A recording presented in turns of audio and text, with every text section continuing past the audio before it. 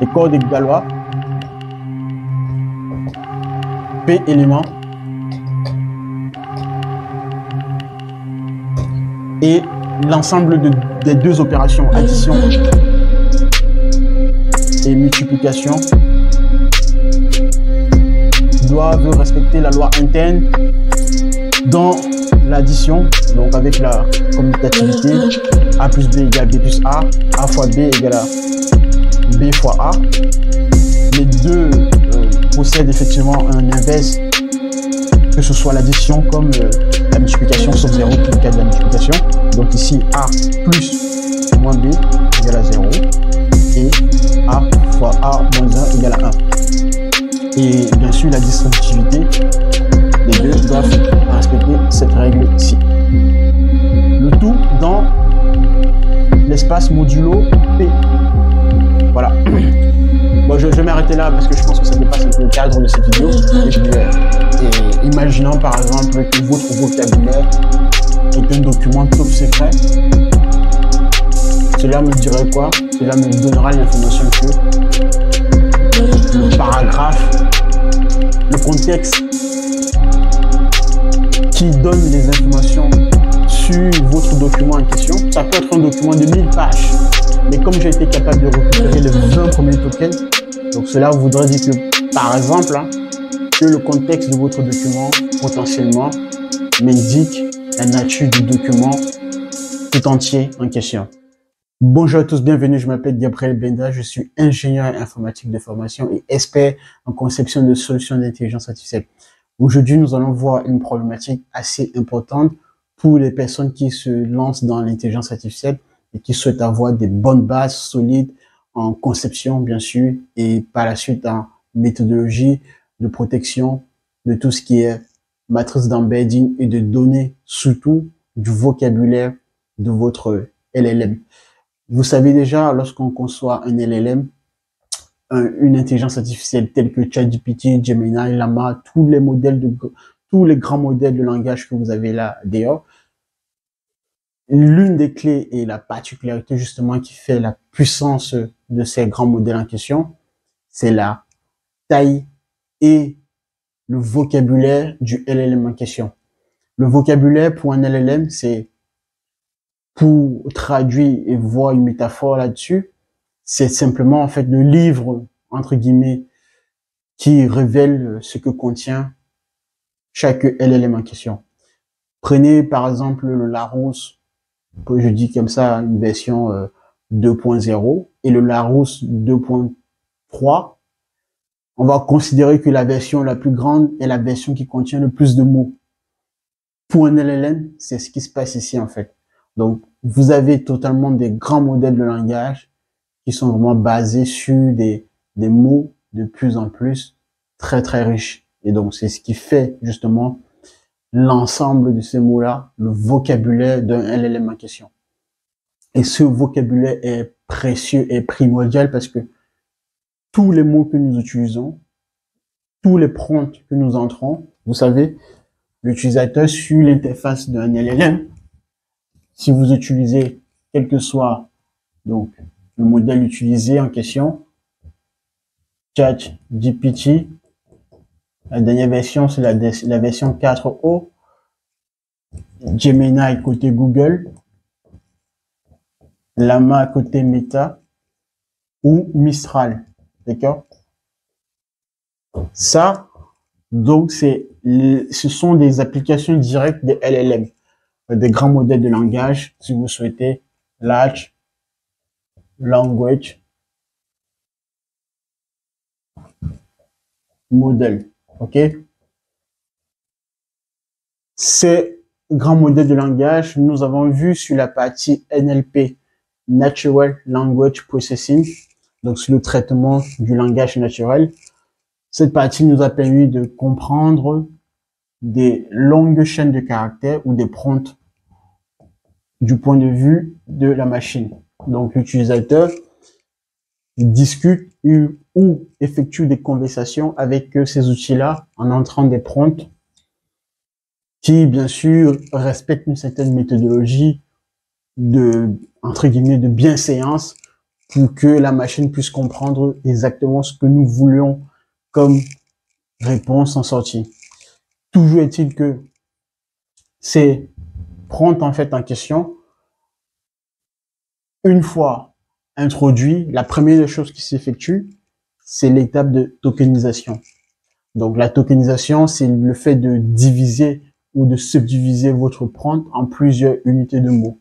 J'ai déjà fait plusieurs vidéos là-dessus, j'ai déjà montré en quoi consistait justement un token pour la machine. Donc chaque prompt est divisé en deux unités de mots au sens de la machine. Ça peut être un mot tout entier au sens du langage naturel, ou ça peut être une chaîne de caractères. Je dis par exemple où se trouve mon chat, par exemple. Si ça c'est une phrase, on va dire, la tokenisation va consister par exemple ici à faire ceci. Ceci, on va considérer que c'est le premier token, token 0, token 1, token 2, ainsi de suite. D'accord? Et bien sûr, le point d'interrogation, n'oubliez pas, c'est aussi considéré comme un token.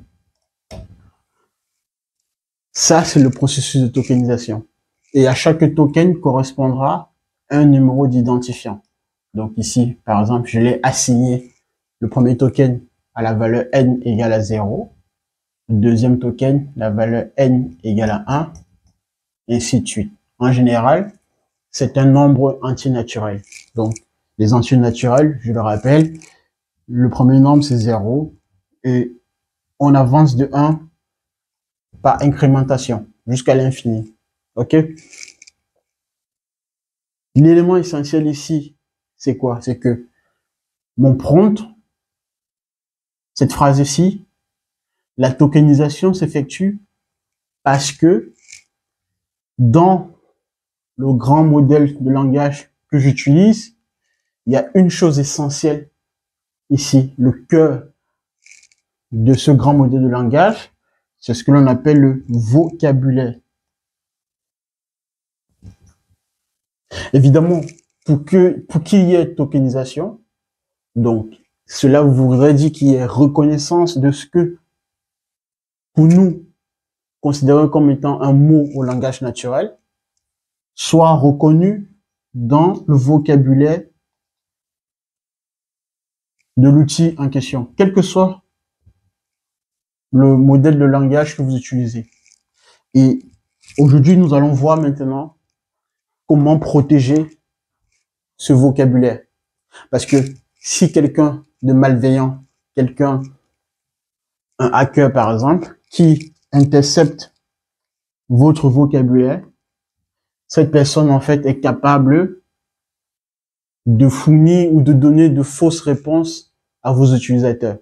Parce que évidemment, c'est lorsqu'il y a l'étape de tokenisation, puis l'assignation en d'identifiant de token, que par la suite maintenant, dans l'espace de ce que l'on va appeler les vecteurs numériques qui représentent chacun de ces tokens-ci, que le modèle va commencer son traitement pour répondre, essayer d'apporter une réponse cohérente à l'utilisateur. Mais par contre, si justement ce vocabulaire-ci est corrompu par un attaquant, un hacker ou une personne tout simplement malveillante, votre système sera corrompu. Et nous allons donc voir aujourd'hui comment protéger ce vocabulaire. Et quand je parle ici de protection, je me situe vraiment à un niveau de l'art, vraiment, de ce que l'on pourrait réellement, pour le coup, utiliser dans des grandes organisations, des grandes entreprises, et encore de-là, même du niveau de la NSA. Parce que on va utiliser des principes très puissants en mathématiques pour pouvoir protéger ce vocabulaire-ci. Quand on parle de protection aussi, il faut avoir en référence que pour que un modèle soit très bien protégé, il faut aller au-delà de l'aspect purement calcul combinatoire, computationnel entre guillemets. Donc il faut déjà à la base avoir un principe clé qui qui est assez clair et net et difficile à casser, entre guillemets, en tant que méthode. Et l'aspect computationnel fera partie de la seconde partie. Mais pour l'heure, on va rester sur l'aspect purement principe qui va même justement être très, très puissant pour que même une organisation du type NSA, tout ce que vous pouvez imaginer comme grande organisation qui pourrait avoir des cryptographes, des cryptologues, pour que même ces personnes-là se trouvent en face d'un système assez bien protégé. Là, on est vraiment au top niveau, les gars. Je vais essayer d'aller beaucoup plus rapidement, mais avec beaucoup de simplification pour que cela puisse être très bien compris par l'ensemble de tous. Alors, premièrement, je vous fais un récapitulatif rapide. Le récapitulatif, le voici. Première chose, comment une intelligence artificielle, donc un LLM tel que ChatGPT, vous répond, par quel processus il passe. Je vous fais l'ensemble des étapes très rapidement. Ici, donc, j'ai dit, vous avez votre vocabulaire. Donc, le vocabulaire, c'est l'ensemble de... On va considérer que l'outil est un humain, ok? Mais gardez à l'esprit que c'est une machine derrière. Mais allons du principe que c'est un humain. Le vocabulaire pour la machine, pour le LLM, c'est l'ensemble des mots qu'il a pu rencontrer lors de son entraînement. Donc, c'est tout ce dont il sait en tant que mot dans une langue donnée, dans un langage naturel donné. Donc, en français, on va dire par exemple que c'est un dictionnaire. Dans ce dictionnaire, en fait, justement, il va être indexé. Premièrement, chaque mot va être indexé, assigné à un token. OK? Donc ici, nous avons une liste de tokens T0, T1, T2, TI, Tn. OK? Chaque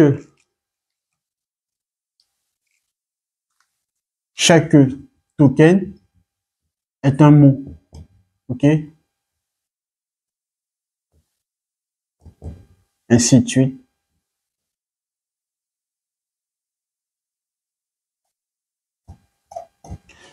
Ensuite, deuxième étape. Lorsqu'on entraîne la machine et lorsqu'on a suffisamment bien entraîné notre intelligence artificielle, nous créons ici maintenant une matrice qui va contenir des vecteurs, donc des vecteurs qui sont des représentations numériques de chiffres, mais dans des espaces très grands. On va prendre des espaces du style, donc ici, la taille du vecteur, la dimension c'est D, et la longueur, ici c'est N. Alors, N ici pour nous, cette matrice est de taille N fois D. OK? N correspond à l'ensemble des mots du dictionnaire, donc du vocabulaire, ou l'ensemble des tokens. D va correspondre à la dimension du vecteur qui va encoder ou encapsuler chacun des mots ici en question. Donc, nous sommes vraiment dans des espaces vectoriels de très grande dimension. Lorsque, j'ai déjà pris cet exemple, lorsque par exemple ici, on est dans une dimension 2, ça c'est un vecteur, il est représenté comme ceci, donc moins 1 ici, 0. Donc là, j'ai mon vecteur ici. OK? Si je change, je dis par exemple 2, moins 3, là, j'ai 2, moins 3,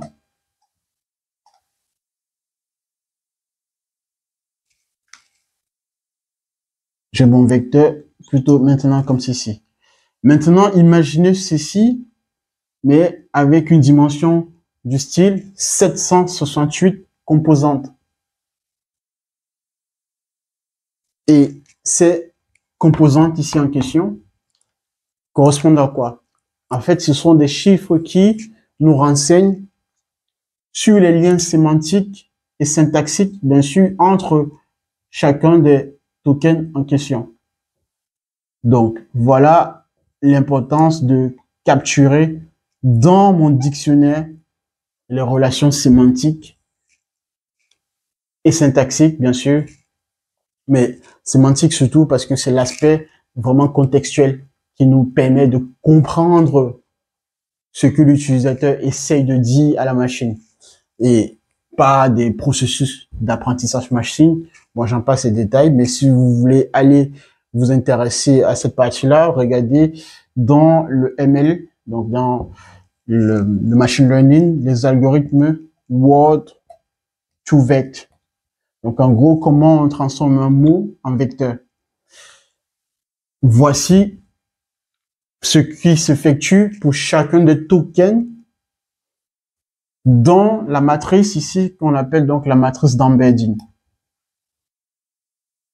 Alors, le mot en anglais, c'est pour dire en fait qu'on encapsule, on intègre dans chacun des vecteurs denses l'ensemble des informations correspondant à la valeur sémantique de chacun des tokens. Pour des modèles de très très grand langage, nous avons minimum pour ces vecteurs denses des vecteurs avec minimum 768 dimensions. Ici donc en question, vous avez, alors je donne un exemple, hein, je peux commencer par -1. Alors ici, -1, c'est un exemple, hein, bien sûr. Moins 0,7. Voilà, pas de virgule ici. -5. Point. Et le dernier, peut-être la dernière composante, plus 0,6. D'accord. Hop. Voilà. Donc là, j'ai ma matrice. Alors, prenons D égale à 768. Et N, on va rester avec cette valeur-là. Où elle signifie vraiment qu'on est dans un vocabulaire assez très très grand. Donc ici, cela veut dire quoi? 768 dimensions. J'ai -1 qui est donc la première composante de mon vecteur. C'est comme si j'écrivais comme ceci. Pour ce vecteur ici, à cette ligne-ci, -1, moins 0,7, -5, point, jusqu'à la dernière composante qui est plus 0,6. Mais au total, j'ai 768 nombres qui se trouvent dans ce vecteur en question. Et comme je l'ai dit, ces nombres-ci en fait en question vont représenter un token ici dans mon vocabulaire qui correspond à la valeur sémantique et contextuelle de ce token lorsqu'un utilisateur essaye de communiquer avec la machine. Voilà donc ce que l'on appelle une matrice d'embedding et son rôle. C'est à partir de là maintenant que chaque fois que vous entrez un prompt, ce que la machine fait, la machine entre dans son vocabulaire, fait une reconnaissance des tokens qui sont utilisés par votre prompt et entre dans sa matrice d'embedding pour identifier ces vecteurs en question et récupérer ces vecteurs, aller dans une base de données de recherche vectorielle pour trouver justement des liens sémantiques entre ces vecteurs qui ne sont que des chiffres de représentation numérique, les traiter par un décodeur et par la suite vous fournir une réponse cohérente en sortie. Voilà, je viens de terminer le processus rapide de compréhension de vos prompts et de réponse par la machine. Maintenant, la question centrale est ici. Quelqu'un qui intercepte cette matrice d'embedding ici vous met littéralement dans une situation très compromettante parce que si j'intercepte cette matrice d'embedding, alors une chose que je n'ai pas précisée au préalable, généralement, petit rappel, Donc, cette matrice d'embedding ici est de taille n fois d, n étant, je le rappelle, la taille du vocabulaire, le nombre de tokens qui se trouve là, et donc la totalité des tokens qui se trouvent là, et d étant la dimension qui encapsule chaque vecteur représentant chaque token.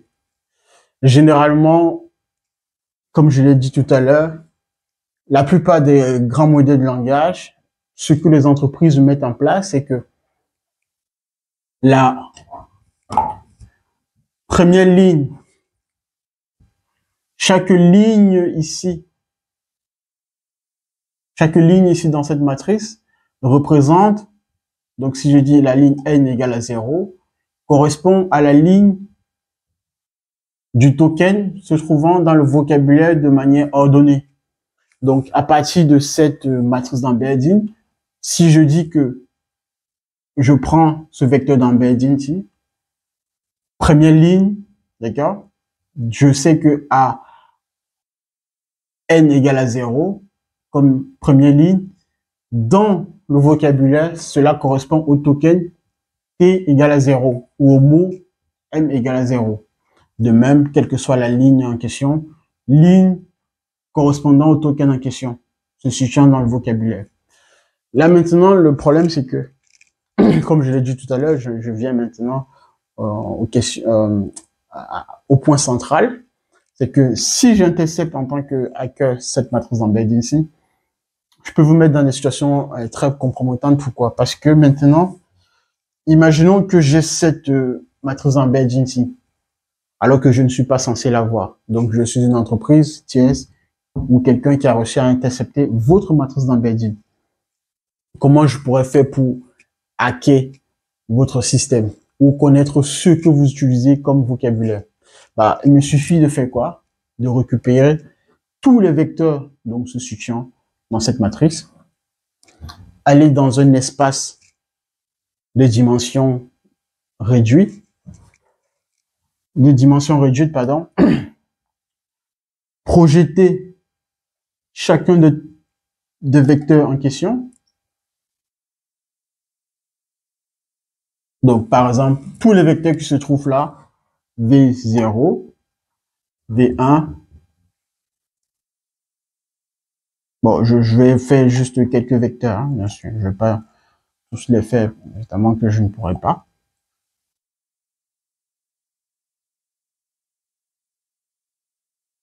Qu'est-ce que j'ai ici, en fait?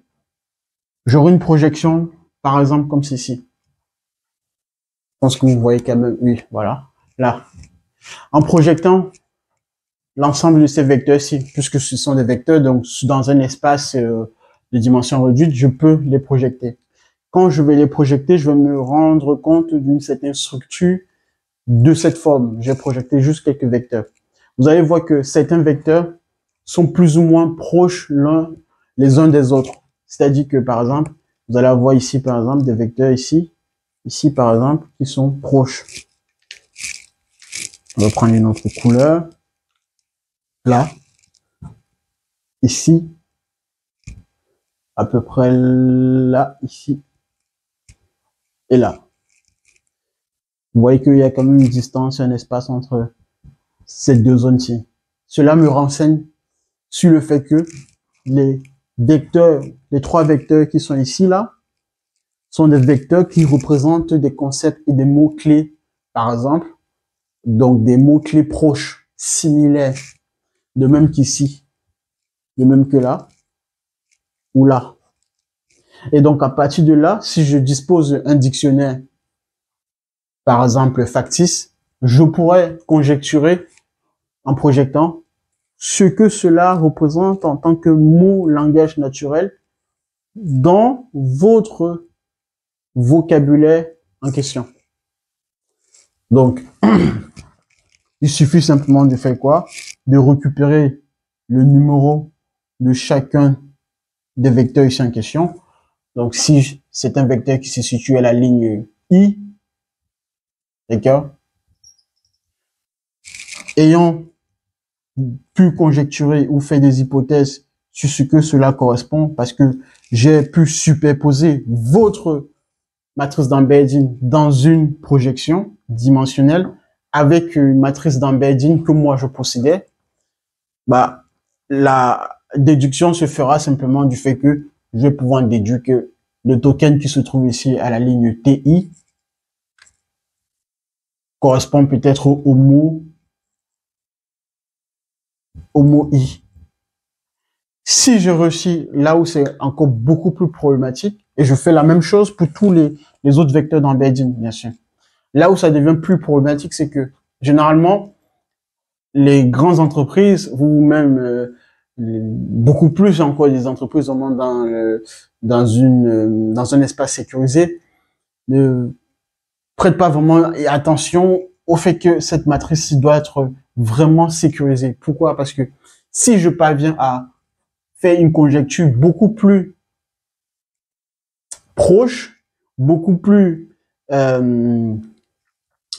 fiable en termes de certitude probabiliste sur les 20 premiers tokens, donc pour n égale à 0 jusqu'à n égale à 19, si je parviens donc à récupérer vos 20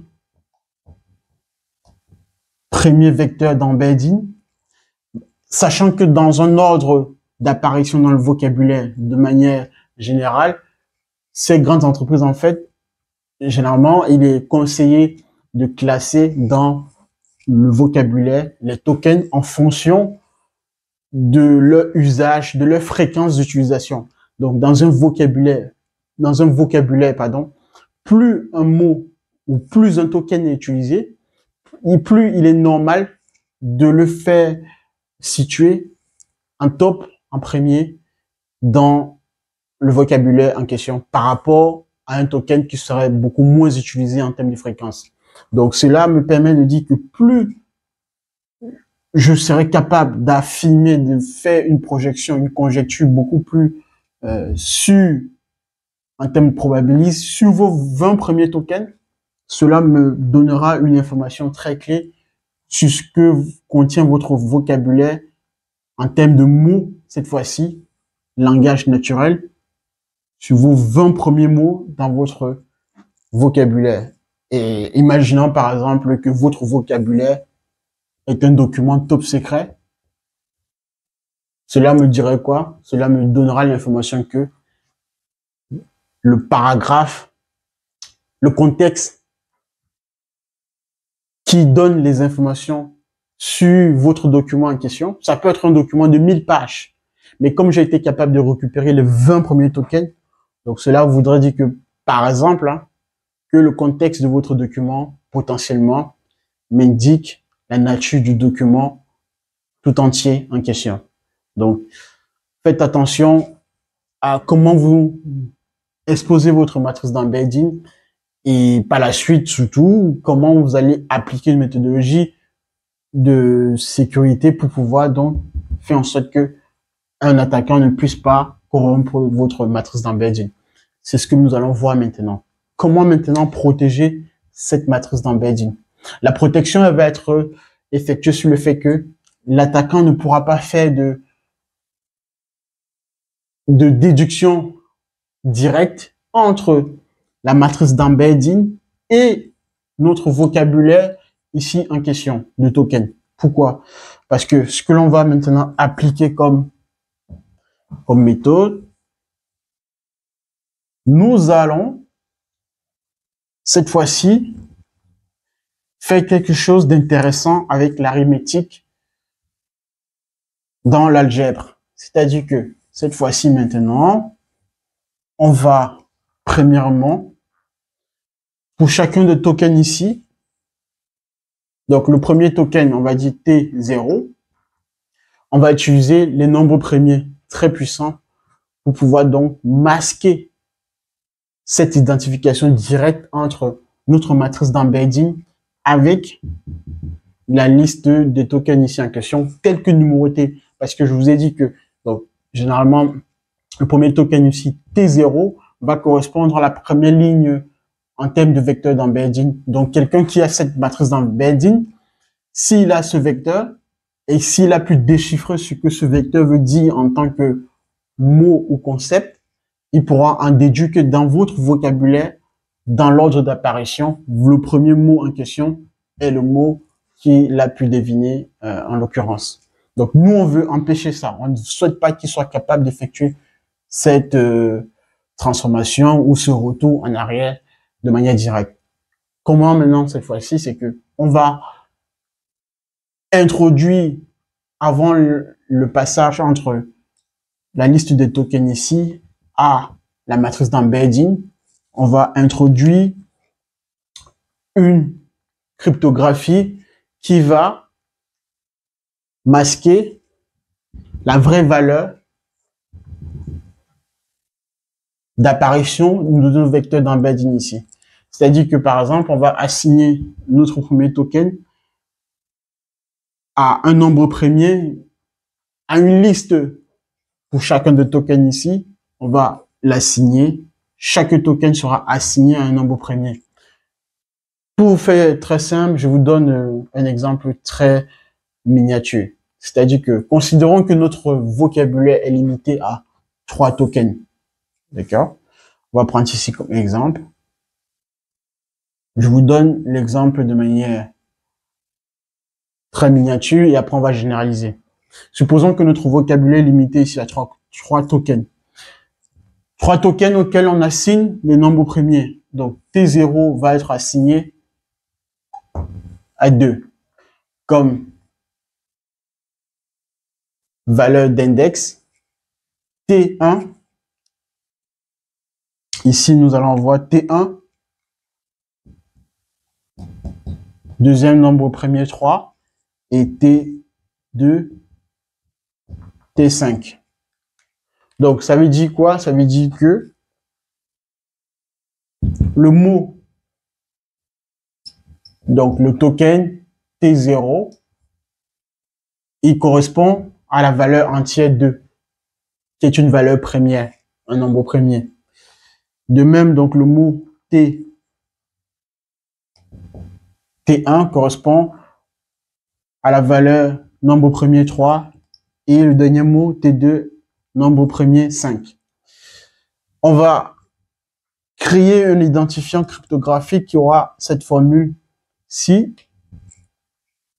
Donc, pour ID, donc identifiant du token T numéro I, la valeur P, donc en tant que nombre premier, puissance 3, plus, on va rajouter un décalage, plus 7, et c'est situé dans un espace de clés limité, par exemple, à 101. C'est-à-dire que ici, en fait, pour calculer l'identifiant final de chacun de nos tokens, on va appliquer cette formule sur chacun des nombres premiers auxquels l'assignation a été faite. Donc, ici, par exemple, si je prends I égale à 0, donc le premier token T0, j'aurai quoi? J'aurai, alors allons-y un peu plus vite, ID T0, j'aurai ici 2 puissance 3 plus 7 modulo 101. Donc, deuxième chose, ID T1, j'aurai ici 3 puissance 3 plus 7 modulo 101. Et le tout dernier, j'aurai ID T2 égale à 5 puissance 3 plus 7 modulo 101. Là, pour calculer, j'aurai ici 2 puissance 3, 8 plus 7, 15. Donc 15 modulo 101. Ici, j'ai 34 modulo 101. Et ici, j'aurai donc 125 plus 7, j'ai quoi? J'ai 132, c'est ça? Ouais. 132 modulo 101, j'aurai donc 132 moins 101, j'ai ici 1 et 3. Donc ici, j'ai 31 modulo 101. J'espère que vous voyez là tout en dessous. OK. Alors, donc ici, nous avons donc les nombres calculés en question. Pour terminer maintenant, comme je vous ai dit tout à l'heure, c'est que là, ce qui va se passer pour un attaquant, c'est quoi? Alors, je vais juste réécrire un tout petit peu mieux. Oui, je pense que vous voyez là, ce serait tout bien. Voilà, on a terminé parce que maintenant, ici, ce qui se passe maintenant, c'est quoi? C'est que lorsque un attaquant récupère notre matrice d'embedding, nous allons cacher cette matrice-ci par ces identifiants ici en question. Cette formule ici, en fait, va vous nous permettre de cacher notre matrice d'embedding par ces identifiants ici en question, qui est donc calculé par cette formule-ci, OK? Et donc, l'attaquant en question va tomber, admettons, sur cette matrice d'embedding qui n'est que une face cachée, et en l'occurrence, il n'aura que nos résultats ici calculés, là et là. Bon, je pense que pour ceux qui nous voient, ici c'est 31. Donc pour cette valeur-ci, alors je vais juste recopier ici. Donc là, en appliquant avec la formule, j'ai 15 modulo 101. Ici, j'ai 34 modulo 101. Ici, j'ai 31 modulo 101. Voilà. En appliquant la formule ici en question. OK? Vous remplacez P par chacun des nombres premiers et vous appliquez la règle modulo dans l'espace 101. OK? Donc, l'attaquant, je dis tout à l'heure, tombera sur ces nombres calculés comme résultat.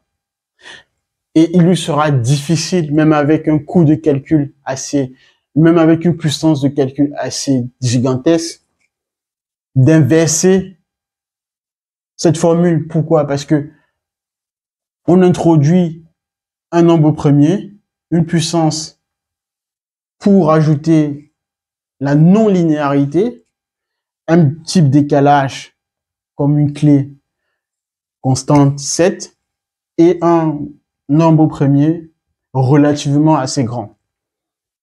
Là, je vais vous montrer un exemple pour que l'on puisse calculer assez rapidement. Mais maintenant, dans la réalité, ce qu'il faudrait faire réellement, c'est de récupérer. Donc ici, P, plus le nombre premier ici est très grand, et plus ici, vous rajoutez un autre nombre premier, par exemple, assez grand, M, et là, ici, une puissance de N, et une clé, on va dire K, qui peut être relativement très petite, mais l'essentiel, c'est la puissance, c'est Pn ici, M ici, en question, plus comme étant de nombres premiers. Alors, pour ceux qui ne comprennent pas, un nombre premier, c'est un nombre qui est divisible par 1 et pas lui-même. D'accord?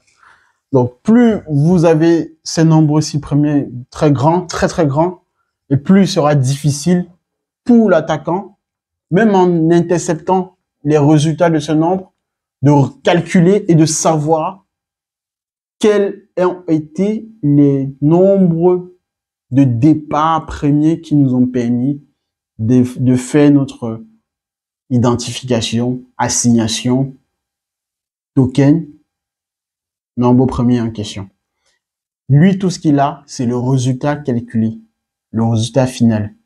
Jamais il ne pourra, en tout cas, il lui sera très, très, très difficile d'inverser cette formule parce que n'ayant pas la valeur de P ici et la formule générale, donc il ne pourra pas, même étant une très, très grande organisation, d'y arriver exactement à toute la liste de nos nombres premiers lorsqu'on a pu établir la correspondance entre le numéro de token et le token en question.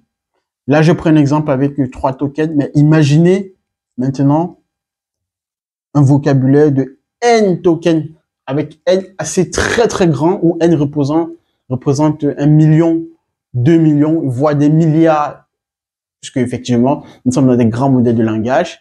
Donc, ChatGPT, par exemple, déjà en 2021, dans la langue anglaise, avait déjà pu absorber l'ensemble des tokens de Wikipédia. Et Wikipédia, en 2021, représentait minimum 4 milliards de mots.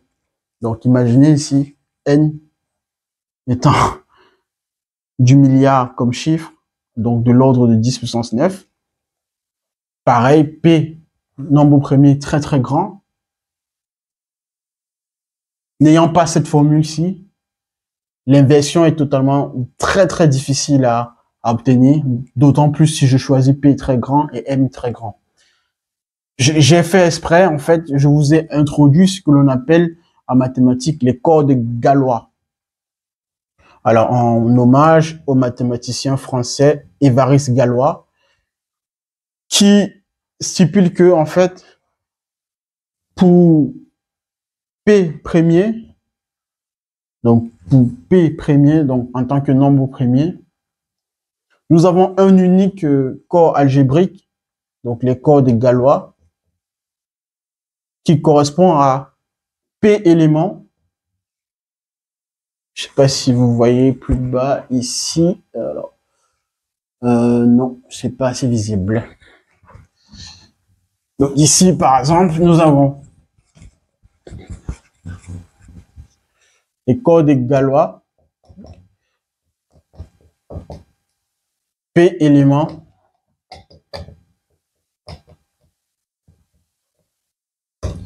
et l'ensemble des deux opérations, addition et multiplication, doivent respecter la loi interne dans l'addition, donc avec la commutativité A plus B égale B plus A fois B égale à B fois A. Les deux possèdent effectivement un inverse, que ce soit l'addition comme la multiplication, sauf 0 pour le cas de la multiplication. Donc ici, A plus moins B égale à 0 et A fois A moins 1 égale à 1. Et bien sûr, la distributivité, les deux doivent respecter cette règle-ci. Le tout dans l'espace modulo P. Voilà. Bon, je vais m'arrêter là parce que je pense que ça dépasse un peu le cadre de cette vidéo. Mais toujours est-il que nous, la formule que je vous ai donnée tout à l'heure, cette formule-ci, alors, plus 7 modulo 101 avec un identifiant calculé donc ici en question. C'était une formule effectivement dans l'espace des codes galois. Bien sûr, il faudrait vérifier que l'addition et la multiplication respectent bien une loi interne au sein de ce modulo 101. Voilà. Sur ce, mettez un pouce, un like, on s'abonne et mettez en commentaire évidemment si certaines questions ou certaines notions n'ont pas été bien expliquées et je reverrai ça la prochaine fois pour une explication beaucoup plus claire. Je m'arrête là. J'espère que ça a quand même été bien compris parce que l'idée c'était vraiment de vous montrer comment on protège cette matrice d'Embedded Identity qui est vraiment essentielle parce que cela contient et cela nous renseigne de tout ce qu'il y a dans votre vocabulaire et le cœur réside ici. Voilà. Je m'arrête là. Merci de m'avoir suivi et restez concentrés, portez-vous bien. On continuera les formations et les problématiques autour de la conception des solutions d'intelligence artificielle. Je pense que c'est la dernière vidéo sur laquelle j'insiste véritablement sur cette partie de matrice d'embedding. Et les prochaines fois, on verra. J'insiste aussi, bien sûr, parce que c'est vraiment essentiel pour ceux qui veulent vraiment avoir un niveau de haut degré de compréhension de ce qui se passe réellement en interne de ces systèmes-là. Il faut entrer au cœur de ce qui se passe en dessous du capot pour mieux comprendre par la suite maintenant la mise en application où l'on va utiliser des bases de données, des serveurs et faire des découpages d'informations par la suite. Mais là, on était vraiment dans une philosophie de compréhension beaucoup plus profonde qui vous donnera l'ensemble des informations nécessaires pour celles et ceux qui souhaitent se lancer avec un niveau d'expertise assez avancé dans la conception et la mise en place des solutions d'intelligence artificielle. Merci de m'avoir suivi. Je vous dis au revoir et à la prochaine.